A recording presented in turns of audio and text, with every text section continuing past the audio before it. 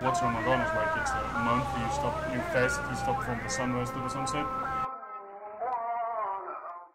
The time of Ramadan changes every year, like every year it's 10 days further, you know. So like let's say it started this year in I think the 28th of June or something like this. So the coming year is gonna be the 18th. Fajr is like the early prayer time before sunrise, and I heard it on the imam like right before sunrise. That's how I knew the sun was about to rise. That's the time that you don't want to eat after that time. And then Maghrib is the dinner prayer. You stop eating from from sunrise to sunset. Stop drinking. Like you make you make nothing go inside your stomach from anything. Of course, not smoking. I'm Muslim by blood, but Sufism is something that really appeals to me. And I grew up in a very open-minded environment. The best thing is to become a better Muslim, to follow my religion in the right way. My first experience with Ramadan was in Saudi, was in Jeddah.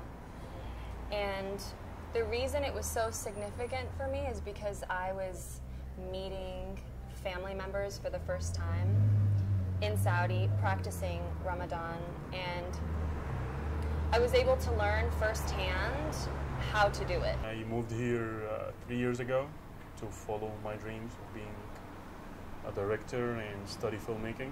I'm from Los Angeles, California, and I grew up here. I was born in Bedford, Indiana, and grew up in Pasadena and Malibu. On behalf of the American people, including Muslim communities in all 50 states, I want to extend best wishes to Muslims in America and around the world. Ramadan Kareem. Los Angeles is one of those cities that people are really accepting of other people. That's been my experience. And so when I fast, or when I say that I'm fasting, people are extremely respectful towards my decision to do that. Actually, they get really excited because there's so much freedom here. And so when you tell someone that you're fasting and you're doing something really, you know, disciplined, it's something that I think is very intriguing. And a lot of my non-Muslim friends, American or non-American, will be very intrigued by that. In Egypt, like even the school, they make the hours less. So you go a little bit later and you leave early. Not like the normal days. If you work, you go a little bit later and you leave early. So you have time to go home, sit with your family, make a good meal. Because the breaking your fast is really like event for the house, you know, like all of your family gathered together. Your mom was working on this meal all day, and it's a meal always you like, you know, a meal you waited for.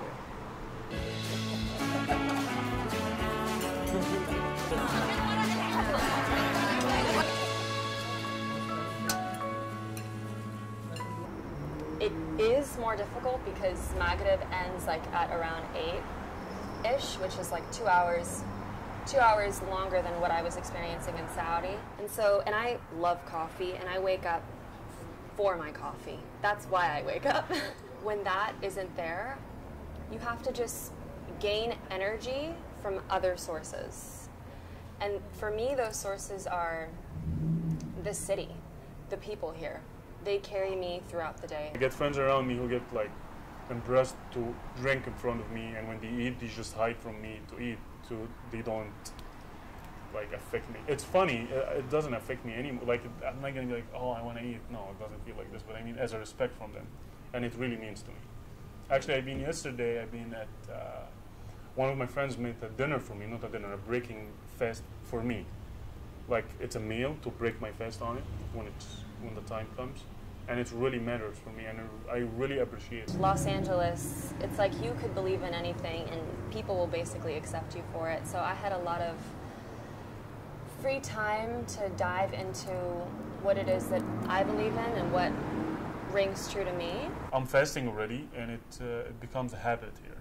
Not like before. Before we used to celebrate Ramadan, and Ramadan's coming. Oh my God, I'm gonna eat this thing. I'm gonna be really tired. But now, it's a habit. I do it all the time when it comes, and I have no problem with it. You know. After a while, it just gets, your body just adjusts, and it's actually really fun because everybody is just going through it together. Like, there's a lot of benefits from Ramadan. First of all, you can lose weight, which is good, which is I don't do.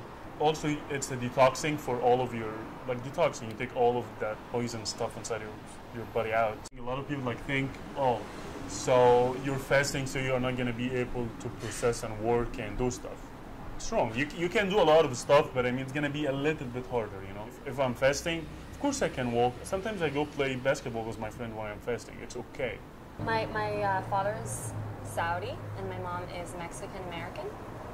And so I have sort of this mix, this Mexican, Spanish, Brazilian world, and then I have my Saudi world that resonates with me. But I just embrace the positives of both sides, and I just be myself as much as possible and try to, through that, just help other people be themselves and, you know, embrace their individuality from, doesn't matter where they come from. I think all cultures can be beautiful, and you should just always embrace where you come from and be grateful for your own tradition. A lot of people in Egypt, they don't have this ability to eat a good meal. So they fast the whole day, and it's very difficult, and they work like 12 hours or something. And at the end of the day, they don't have this money to eat. What we're dealing with here is first world problems, where like I could go into a supermarket and I can spend 10 minutes trying to pick which water I want.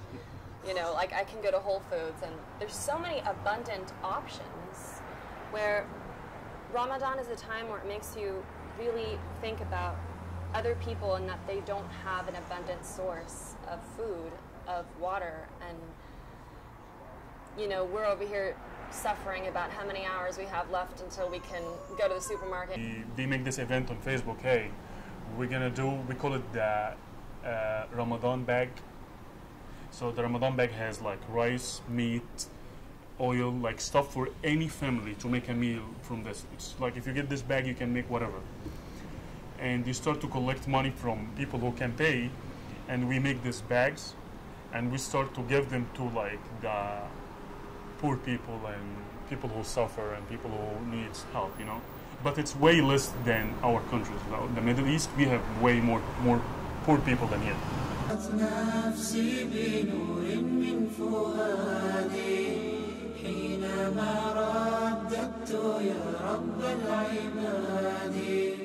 وانتشت روحي وصار الدمع يجري يا إلهي خذ بقلبي للرشاد أشرقت نفسي. It's the day when you break your fasting for the coming 11th month.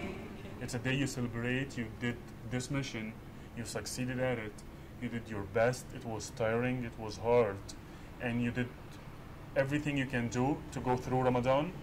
Because it's fighting for something. It's not, I'm just doing it. No, it's like you're fighting your soul from wanting the bad choices. With Ramadan, it's a month of compassion and generosity and forgiveness, and I think that you have to do that with yourself first before you do it with other people. So if you can be generous and kind to yourself and not be so hard on yourself, I think God would be accepting of that. In Egypt, like let's say let's say it's the sunset now. Let's say it's 5 or 6 or 7, whatever time it's supposed to be the sunset. So there's a lot of cars that's driving and people going home and people traveling already. So you're gonna find people on the street like stopping cars, like stand in front of the street, stopping the cars and give them water and give them something to break their fast. Like some people just jump in front of the car just to stop the freaking car to give them food, you know? It's really like, whoa for me. What I learned is to really appreciate food and see it as a sacred thing. Eid here is nothing, it's nothing. In Egypt, it's a big thing. Not only Egypt, in the Middle East, it's a big thing. And I've been fasting for 6 years here. It's a good experience.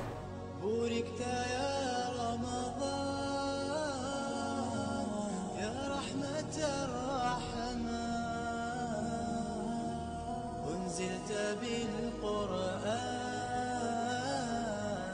وصعدت بالإيمان